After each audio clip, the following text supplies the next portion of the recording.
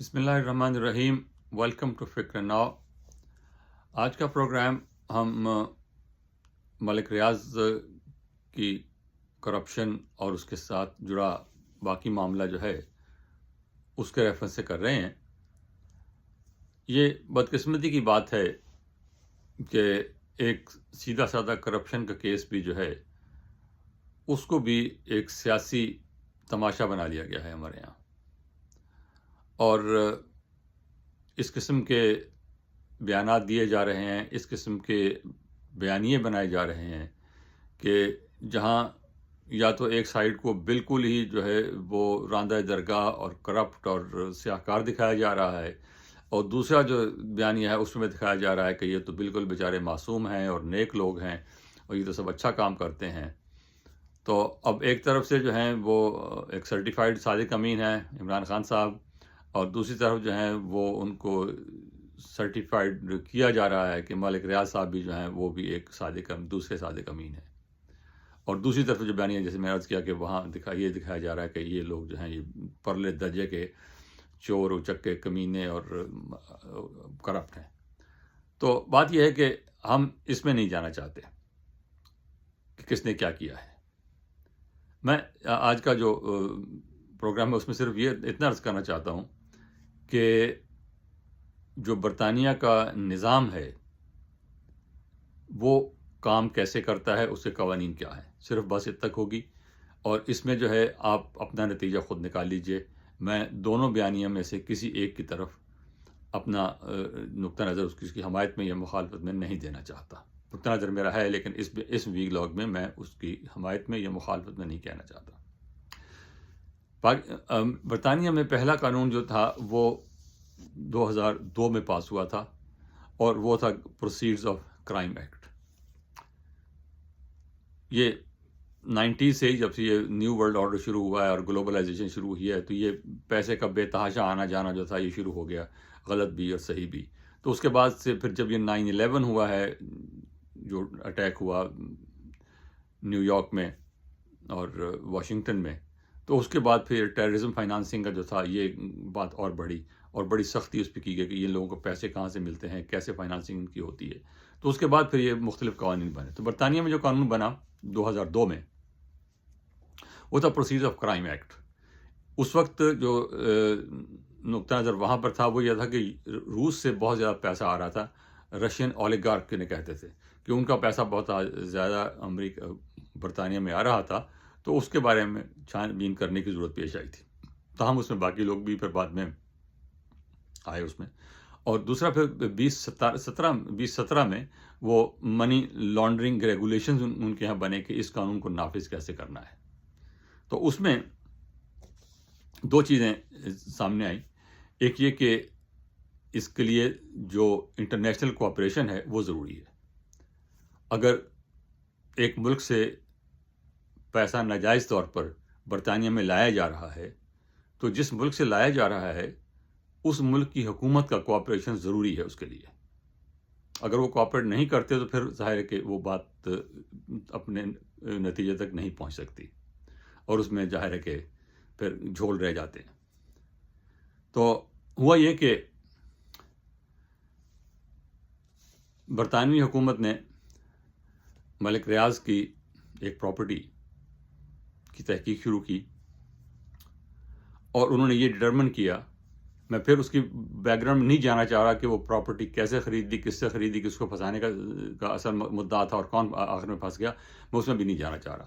تو وہ اس پراپرٹی کی جب تحقیق شروع ہوئی تو وہ نیشنل کرائم ایجنسی جو تھی اس نے یہ ڈٹرمن کیا کہ یہ پیسہ جو ہے وہ غیر قانونی طور پر پاکستان سے نکالا گیا ہے، اور یہ غیر قانونی طور پر یہاں پر رکھا گیا ہے اور اس سے یہ پراپرٹی خریدی گئی ہے. تو اس کا جو ہے طریقہ ایسے کیسز کا وہ یہ ہے کہ انٹرنیشنل کوآپریشن چاہیے اس کا حکومت کا.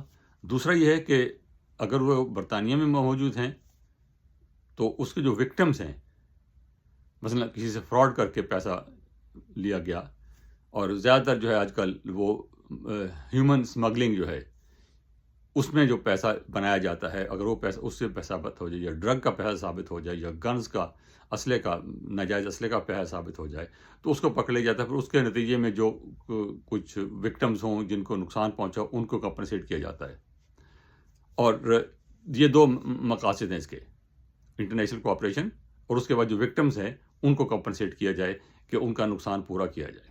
اگر وہ اسٹیٹ ہے تو اسٹیٹ کو دے دی جائے, اگر جیسے ہیومن اسمگلنگ ہے یا اسلحہ ناجائز اسلحے سے بنائے گئے ہیں یا ڈرگ سے بنائے گئے ہیں یا ٹیررزم کی ایکٹیویٹی سے کے لیے یا ان کے نتیجے میں بنائے گئے ہیں تو اس کو جو ہے جو ان کے وکٹمس ہیں جن کو ان سے نقصان پہنچا ہے یا مارے گئے ہیں یا ان کو کوئی مالی نقصان پہنچا ہے تو ان کو کمپنسیٹ کرنے کے لیے. اب اس کیس میں ہم وہی ہے کہ پہلا سٹیپ جو ہے اس میں سلسلے میں یہ ہے, اگر یہ ڈٹرمن ہو جائے کہ یہ پیسہ جو ہے یہ ناجائز ہے, جیسا کہ این سی اے نے ڈٹرمن کیا کہ یہ 8 کا جو ان کے وہاں اکاؤنٹ تھے جن کی ٹوٹل مالیت کوئی 500 ملین کے قریب بنتی تھی, وہ انہوں نے فریز کیے.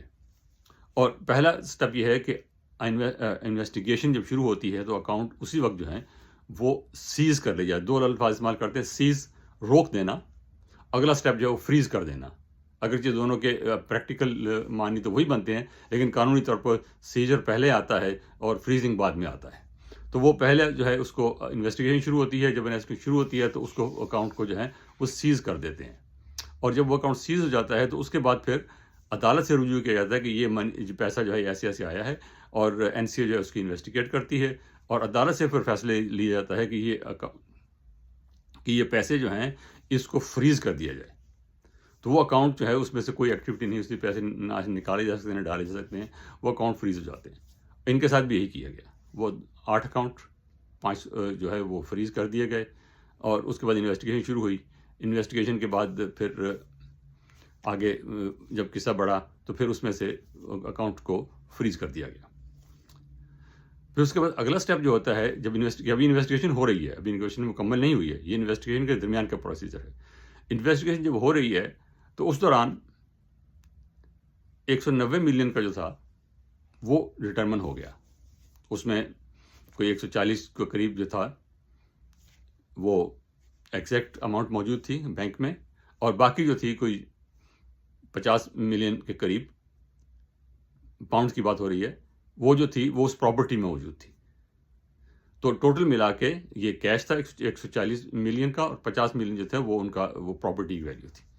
تو وہ انہوں نے پروسیڈ روک دی اس کی اور اس کو کنفسکیٹ کر لیا.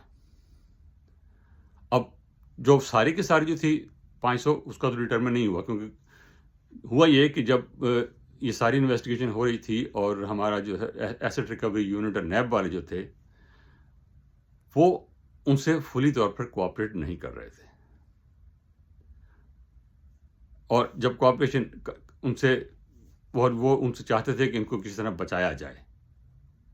اب یہ بڑی انیوژول سچویشن ہے کہ وہ ملک جہاں سے پیسہ چوری کر کے برطانیہ میں لایا گیا ہے اس ملک کی حکومت ہی اگر کوآپریٹ نہ کرے یا اس کو نیشنل کرائم ایجنسی کو غلط اطلاع فراہم کرے, ان کو مسلیڈ کرے, تو پھر بات الجھ جاتی ہے. وہ بھی کیا کریں. پھر اس قصے میں یہی ہوا ہے کہ حکومت پاکستان, اس وقت کی حکومت پاکستان نے کوآپریٹ جب کیا بھی تو آنیسٹلی نہیں کیا.